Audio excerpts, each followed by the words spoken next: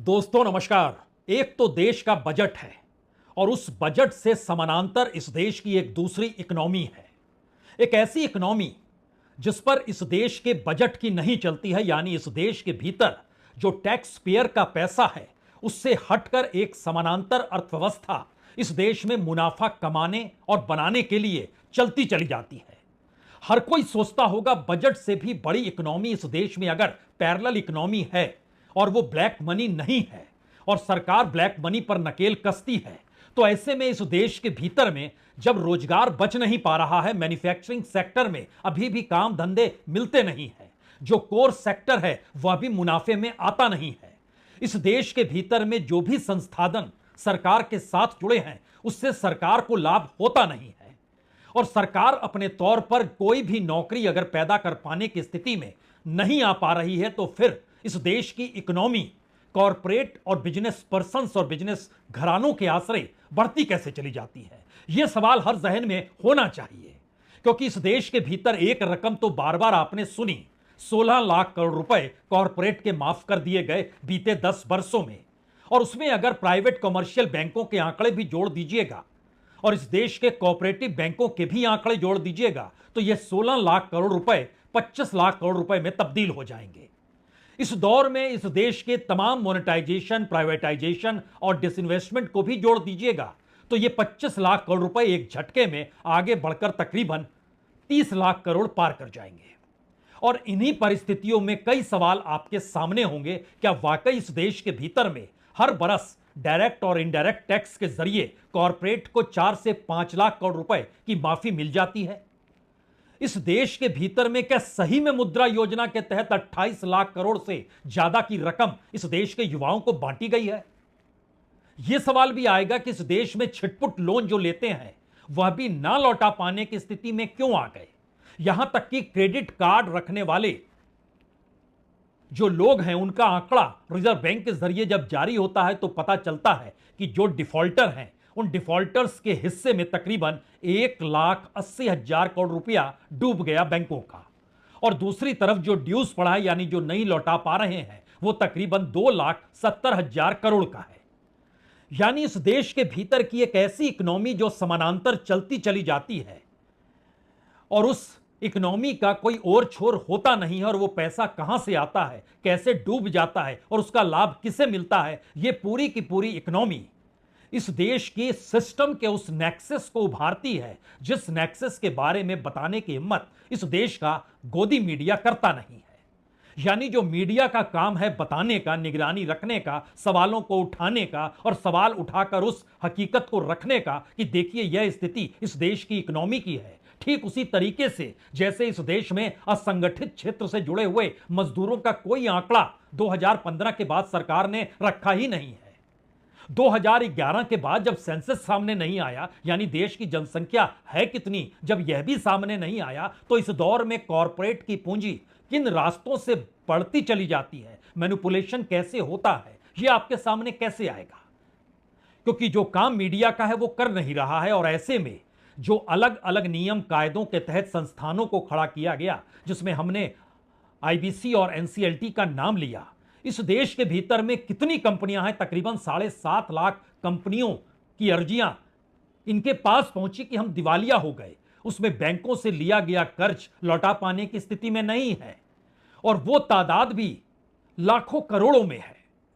Bank का पैसा डूबते चला जा रहा है, सरकार माफ कर रही है, तो क्या सब कुछ रिजर्व बैंक के नोट छापने पर टिका है और उसको जनता के बीच ना लाकर के इन्फ्लेशन और ज्यादा बढ़ जाएगी, चंद कॉरपोरेट और चंद संस्थानों के हवाले कर दिया जाता है और इन बातों पर मीडिया खामोशी बरतती है?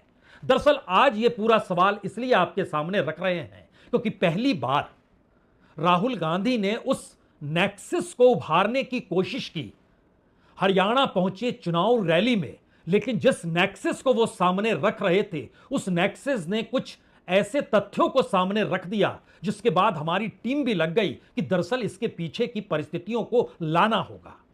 क्योंकि अभी तक यह सवाल होता था कि मैनिपुलेशन शेयर बाजार में, लेकिन उस मैनिपुलेशन के ठीक समानांतर इस देश की इकोनॉमी और उस इकोनॉमी में शामिल इस देश के कॉरपोरेट, बिजनेस घराने, खुद सरकार और मीडिया, और इस मीडिया की प्रक्रिया के भीतर ही यह सवाल बड़ा हो गया, अगर डेमोक्रेसी के चारों स्तंभ इस देश के प्रधानमंत्री को बनाए और टिकाए रखने पर ही जाकर खड़े हो जाएंगे तो इस देश की हथेली में बचेगा क्या।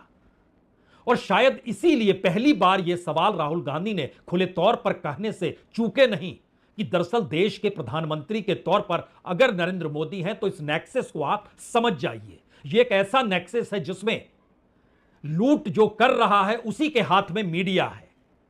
मीडिया को जो मुनाफा है उस मुनाफे से सरकार को बचाने के उपाय है। सरकार जो बच रही है वह उस कॉरपोरेट और नेक्सस के आश्रय राहत पा रही है और उस राहत के एवज में कॉरपोरेट और बिजनेस घरानों को राहत और रियायत दी जा रही है। इस पूरे चक्रव्यूह के भीतर घुसे कौन? और इसीलिए राहुल गांधी ने जो पहला सवाल उठाया कि इस देश के भीतर में मेरा चेहरा आप नहीं देख पाएंगे, मीडिया यानी मुख्य मीडिया यानी मेन स्ट्रीम मीडिया यानी गोदी मीडिया, उसके स्क्रीन पर मैं नजर नहीं आऊंगा क्योंकि मेरी अपनी इकोनॉमिक्स जो पैसे और रियायत देने की स्थिति में है वो किसान, मजदूर और हाशिए पर पड़े तबके की है। एक सवाल यहां जहन में आप जरूर रख लीजिए। और दूसरी तरफ उस इकोनॉमी पर और उस नेक्सस पर हमला करते हुए राहुल गांधी जो इस देश की इकोनॉमी में उतनी ही बड़ी राहत और रियायत अब इस देश में हाशिए पर पड़े पिछड़े तबके, दलित तबके, आदिवासी तबका, किसान तबका, मजदूर तबका, उनको देने की स्थिति में है। यानी इकोनॉमी का एक बिल्कुल नया रूप उस पिरामिड को उलट देगा जो कि इस देश की अर्थव्यवस्था को बाजार के आश्रय चलाना चाहता तो था, लेकिन इस देश के भीतर का सच तो यह है कि बाजार भी ढह गए और पूंजी के आश्रय पूंजी बनाने की पूरी प्रक्रिया इस देश में शुरू हो गई। तो आइए आज इन पन्नों को खोला जाए। सबसे पहले यह सोच लीजिए कि क्या वाकई इस देश में प्रधानमंत्री को प्रधानमंत्री बनाने की स्थिति में कॉरपोरेट, बिजनेस हाउसेस और मीडिया है? चेन समझो, मोदी जी को बैठा रखा है, प्राइम मिनिस्टर बना दिया। किसने बनाया? मीडिया ने बनाया। 24 घंटा उनका चेहरा दिखा के। मीडिया कौन चलाता है? अंबानी, अदानी जैसे लोग। अदानी और अंबानी जैसे लोगों ने मोदी को क्यों बैठाया? क्योंकि वो जानते हैं नरेंद्र मोदी अंबानी और अदानी का काम करेगा। आपने मेरा चेहरा मीडिया पे देखा कभी? मैं दिखता हूं क्या? ना, मैं नहीं दिख सकता, क्योंकि वो जानते हैं जिस दिन ये जाके बैठ गया उस दिन ये गरीबों का काम करेगा, ये सारा का सारा पैसा दूसरी तरफ कर देगा। इसीलिए तो मेरे पीछे पड़े रहते हैं, इसीलिए तो हजारों करोड़ रुपए मेरी छवि खराब करने में डाले इन्होंने, क्योंकि ये जानते हैं कि ये जिस दिन आ गया इस दिन ये सारा का सारा पैसा किसानों को, मजदूरों को, बेरोजगार युवाओं को, महिलाओं को देना शुरू कर देगा। लड़ाई है, लड़ाई है। जब बात मीडिया की उठी है तो एक बात और समझ लीजिए, इस दौर में सबसे ज्यादा विज्ञापन जो मीडिया में चलता है वो पॉलिटिकल पार्टीज का होता है। यानी कोई भी सत्ता जब सरकार में आती है और उसी हिसाब से अपने बजट, अपनी इकोनॉमी को देखती है तो उसमें प्रचार प्रसार के लिए उसमें बड़ा हिस्सा वो बजट का रख देती है। यानी राज्य दर राज्य और केंद्र दर केंद्र, केंद्र की स्थिति हो या फिर राज्यों की स्थिति हो, वहां पर बजट प्रचार प्रसार का बहुत बड़ा होता है। यहां तक कि बिहार जैसे गरीब राज्य में भी जहां पर 50% से ज्यादा लोग गरीबी की रेखा से नीचे हैं, जो नीति आयोग की रिपोर्ट आई उसके मुताबिक जो मल्टी डायमेंशनल पॉवर्टी है उसमें बिहार नंबर 1 पर है। वहां की सरकार भी प्रचार प्रसार के लिए जो मीडिया को पैसा देती है वह भी लाखों करोड़ में सालाना वो देने की स्थिति में आ चुकी है।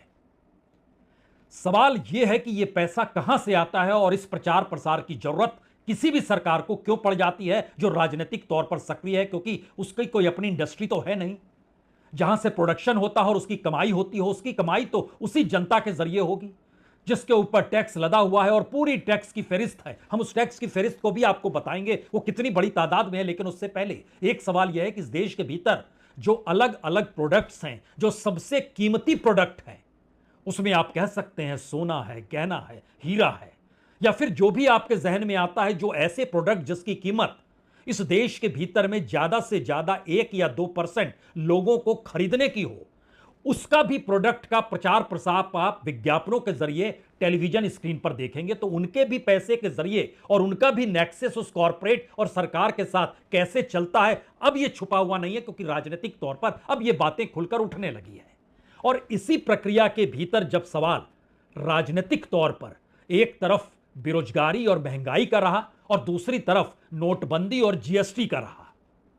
एक तरफ गवर्नमेंट ने निर्णय लिया नोटबंदी और जीएसटी का और दूसरी तरफ प्रभाव पड़ा गरीबी और महंगाई का और बेरोजगारी का। इन दो परिस्थितियों के बीच जब आप खड़े होंगे तो आपके भीतर एक सवाल और आएगा, क्या वाकई इस देश में लोगों को सरकार पर निर्भर बनाने के लिए, यानी यह देश स्वावलंबी ना हो, इस देश के भीतर लोग अपने हिसाब से नौकरी करते हुए स्वतंत्र दिमाग ना रखें? क्या इस देश के भीतर ऐसी व्यवस्था सिस्टम के जरिए की गई जहां पर कॉरपोरेट के पास मुनाफा पहुंचते चला जाए और राजनीतिक तौर पर सत्ता की ताकत बढ़ती चली जाए? इसीलिए क्या वाकई नोटबंदी के जरिए पूरे अनऑर्गेनाइज सेक्टर को भारत में बर्बाद कर दिया गया?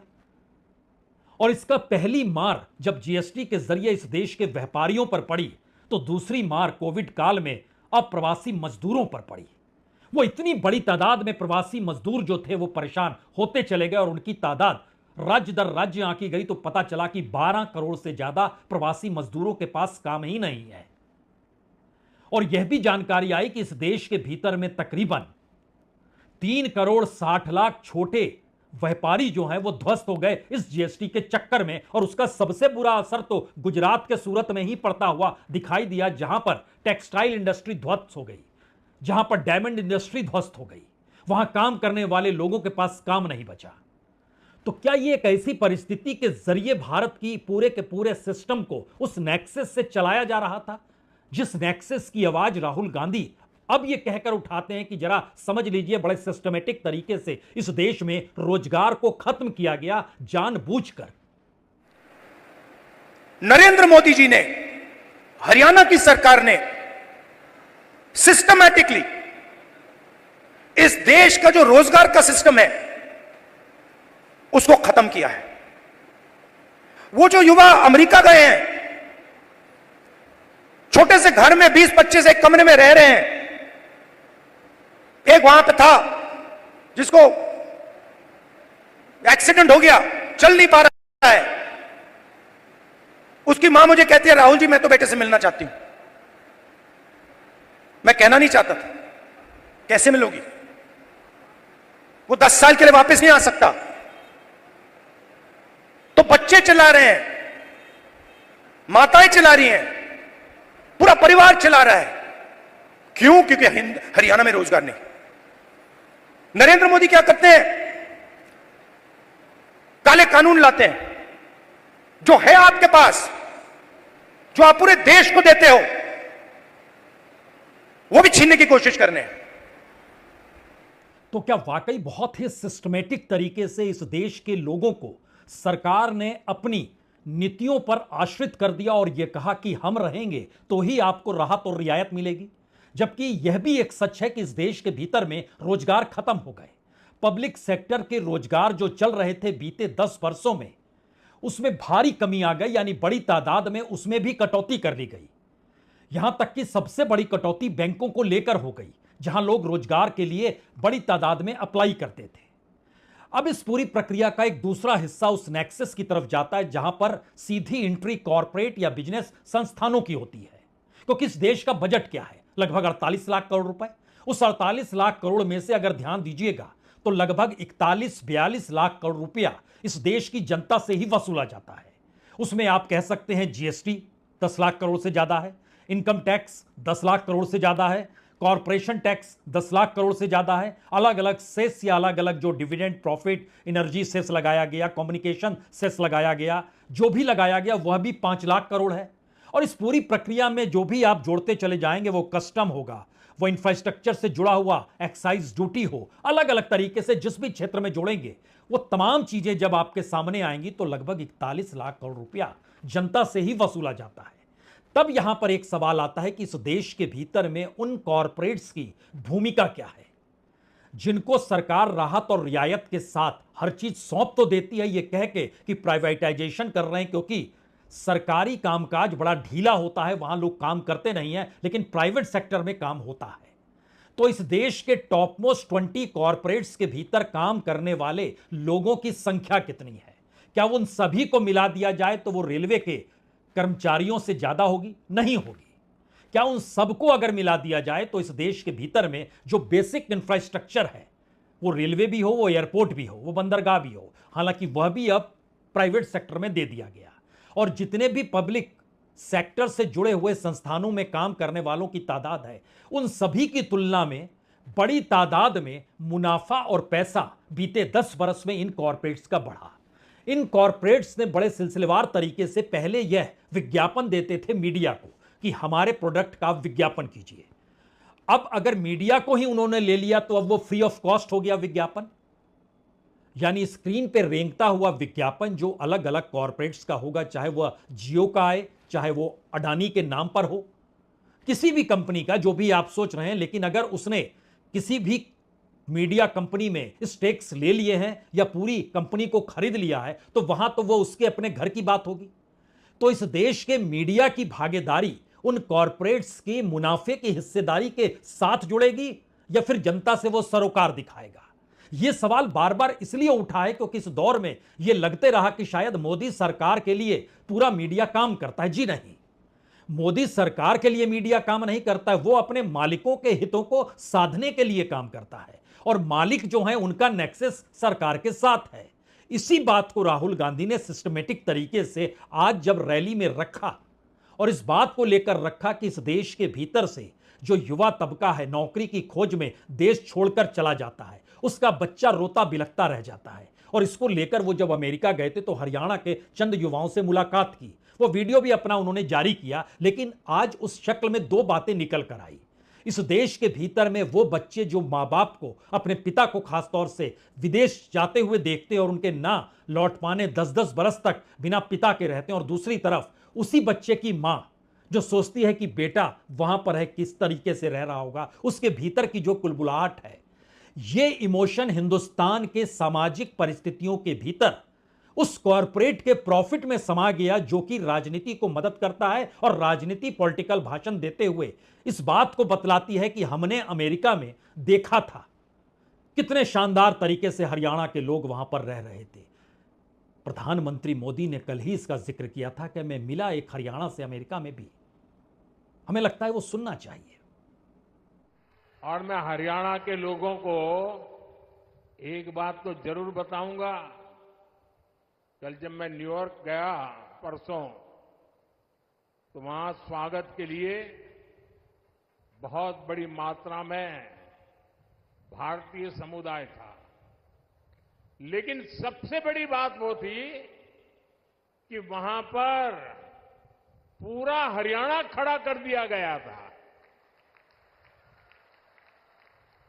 अमेरिका में पली बड़ी हमारी हरियाणा की बेटी और उसके साथ और 5-7 बहनें, हरियाणा के हमारे साथी, उन्होंने हरियाणा का जो अभी नृत्य आप यहां देख रहे थे ना, वैसा नृत्य न्यूयॉर्क में करके स्वागत कर रहे थे। यानी हरियाणा खड़ा कर दिया था उन्होंने। अब ये प्रधानमंत्री का नजरिया है, उन्होंने अपनी दृष्टि से उस चकाचौंध को देखा। राहुल गांधी ने उसी चकाचौंध के भीतर के उस अंधेरे को देखा और उन्हीं लोगों के बीच देखा जो हरियाणा के ही लोग अमेरिका में थे, और फिर हरियाणा में आके उनके परिवारों से मुलाकात करके समझा। यहां पर दो सवाल सबसे बड़े हैं। अगर इस देश के भीतर में कॉरपोरेट और सत्ता और मीडिया का नेक्सस इस देश के लोगों को रोजगार सिस्टमेटिक तरीके से नहीं दे पा रहा है कि वह पूरे तरीके से आश्रित हो जाए सरकार के द्वारा लाभार्थी योजना के तहत, तो फिर स्वावलंबन की स्थिति तो दूर है, अपनी सोच को भी खत्म करने की परिस्थिति में क्या इस देश को लाने की तैयारी है? दूसरा सवाल, अगर अलग अलग सेक्टर में कॉरपोरेट का नेटवर्थ बढ़ रहा है, उसका विस्तार हो रहा है, तो उन जगहों पर रोजगार होना चाहिए।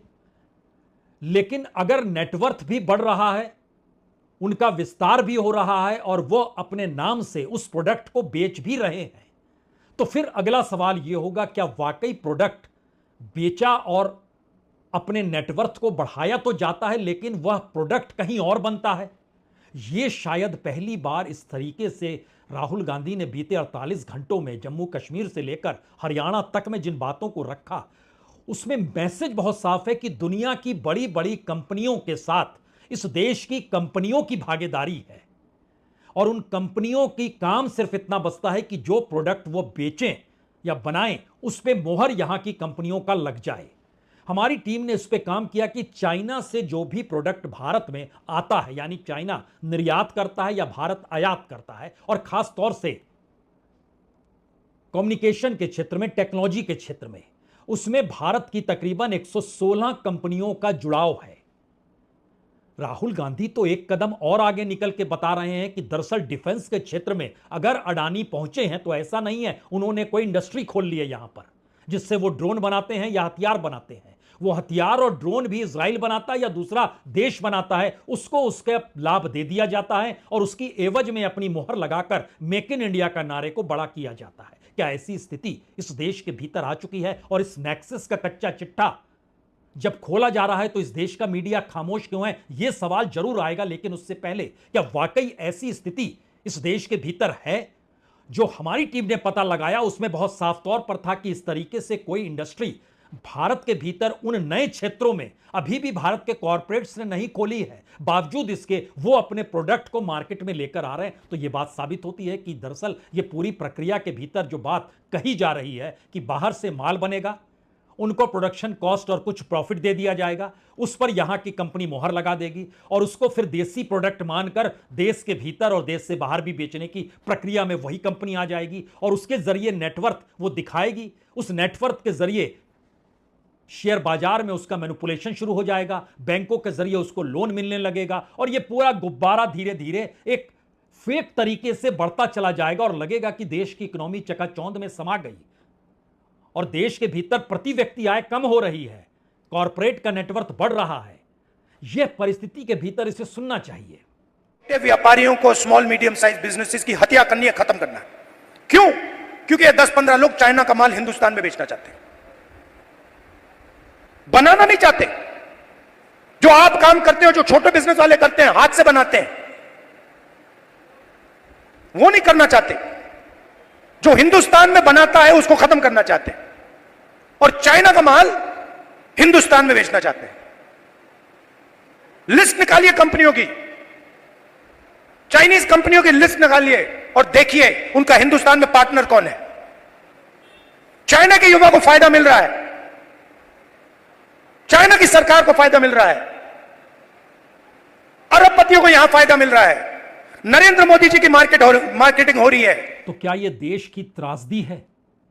मौजूदा वक्त में मीडिया, कॉरपोरेट और सत्ता का नेक्सस जिस रूप में काम कर रहा है उसमें इस देश के भीतर हर योजना कहीं ना कहीं यहां के लोगों को कोई राहत देती नहीं है, बल्कि उनके सामने जो मुश्किल हालात खड़ा करती है उस मुश्किल हालात का लाभ उन संस्थानों को मिल जाता है जो सिर्फ और सिर्फ प्रॉफिट कमाना चाहते हैं। हालांकि राहुल गांधी ने अग्निवीर का भी जिक्र किया और बहुत बारीकी से समझाया कि 1 पेंशन 1 रैंक क्यों लाया गया, उसके बाद पेंशन ना देना पड़े तो इसके लिए अग्निवीर लाया गया। वो पूरा पैसा डिफेंस का इस दौर में अगर बढ़ा है और किसी भी हालत में पेंशन का पैसा ना देना पड़े ऐसी परिस्थिति बनाई गई है और उसके साथ साथ निजी हाथों में जो बड़े कॉर्पोरेट हाउसेस हैं, जिसमें उन्होंने अडानीज की कंपनी का नाम लिया कि वह कैसे हथियार के क्षेत्र में आए हैं और वो हथियार कहां से बनाते हैं, ये पूरी प्रक्रिया बतलाती है कि दरअसल एक बिजनेस के तौर पर क्या मौजूदा सिस्टम चल रहा है। और उसमें सवाल को इसलिए नहीं उठाएगा क्योंकि मीडिया पर नकेल भी उसी कॉर्पोरेट ने कस ली जिन्होंने प्रधानमंत्री मोदी को प्रधानमंत्री बनाया और बनाए रखा। तो सवाल सबसे बड़ा यही होगा कि देश की जनता के पास जानकारी क्या राहुल गांधी के भाषण या इस तरीके से किसी नेता के द्वारा कहे गए वक्तव्यों से ही आएगी? इसके अलावे कोई रास्ता नहीं बचता है। 3 सवाल, सबसे बड़े 3 सवाल। पहला सवाल सबसे बड़ा यही है, इस देश के भीतर में क्या मौजूदा सरकार एक ऐसे नेक्सस के तौर पर इस देश की अर्थनीति को बना रही है जो पूरे तरीके से मीडिया और कॉरपोरेट और बिजनेस संस्थानों को लाभ देने दिलाने की है, उनके अनुकूल की पूरी परिस्थितियां इस देश के लोगों को सरकार पर निर्भर बना रही है? क्या ऐसी स्थिति है? दूसरा सवाल, इस देश के भीतर के जो भी पॉलिटिकल मुद्दे बन रहे हैं वो पॉलिटिकल तौर पर इस देश में बनाए गए, यानी ऑर्गेनाइज तरीके से बेरोजगारी इस देश में बढ़ती चली जा रही है, ऑर्गेनाइज वे में इस देश में इन्फ्लेशन बढ़ा है, ऑर्गेनाइज वे में इस देश के भीतर कॉर्पोरेट को टैक्स माफी होगी, ऑर्गेनाइज वे में इस देश के भीतर लोगों पर बोझ ज्यादा पड़ेगा और एक ऐसी परिस्थिति आएगी जिसमें जो झुकेंगे टूटेंगे वो परिस्थिति सरकार को उसका लाभ मिल जाएगा? क्या ऐसी स्थिति हो चुकी है? और तीसरा सवाल सबसे बड़ा, क्या वाकई इस देश के भीतर में डेमोक्रेटिक पिलर्स जिनका जो काम संविधान के तहत है वो काम भी अब सरकार के उस नेक्सस का हिस्सा तो नहीं बन गया? और अगर बन गया तो फिर अगला सवाल यही है कि राहुल गांधी जब कहते हैं कि मैं जब आऊंगा तो मैं बदल दूंगा, तो ये लड़ाई राहुल गांधी को नहीं लड़नी है। ये लड़ाई राजनीतिक तौर पर कितनी दूर तक लड़ी जा सकती है, यह भी सवाल है। तो क्या राहुल गांधी सिर्फ एक लाउड स्पीकर हैं जिसके जरिए वो अपनी बातों को रख रहे हैं कि शायद इस देश की जनता इस हकीकत को समझ जाए और चुनाव दर चुनाव परिवर्तन होता चला जाए? आप कह सकते हैं यही तरीका है, लेकिन इसके समानांतर की परिस्थिति बतलाती है कि संवैधानिक ताकत और पूंजी की ताकत, ये दो ताकत जिस सत्ता के पास होगी, और अगर उसने रणनीतिक तौर पर बाकियों की ये दोनों परिस्थितियां छीन ली, वो चाहे सीबीआई, ईडी और आईटी के जरिए हो, चाहे नोटबंदी और जीएसटी के जरिए हो, जिसमें इस देश की पॉलिटिकल पार्टीज के पास पैसा ही नहीं बचा। और कांग्रेस का अकाउंट जब फ्रीज किया गया तो यह सवाल था कि कांग्रेस अपने कार्यकर्ताओं को भी कैसे पैसा देगी, मेहनताना वेतन कैसे देगी? यह सवाल खुद कांग्रेस ने उठाया था। यानी लड़ाई पहली बार राजनीतिक सत्ता के साथ खड़ी हुई संवैधानिक ताकत और उसके साथ कॉरपोरेट की पूंजी और उसके साथ डेमोक्रेसी के तीनों पिलर और फोर्थ पिलर के तौर पर मीडिया भी उसके साथ है। बची जनता। उसी जनता के बीच राहुल गांधी इन बातों को कह रहे हैं। सवाल सिर्फ इतना है, राहुल गांधी की कही गई इन बातों से सत्ता पलट जाएगी या जनता इन बातों को जिस दिन समझ जाएगी उस दिन परिस्थितियां बदल जाएंगी? बहुत बहुत शुक्रिया, बहुत बहुत शुक्रिया।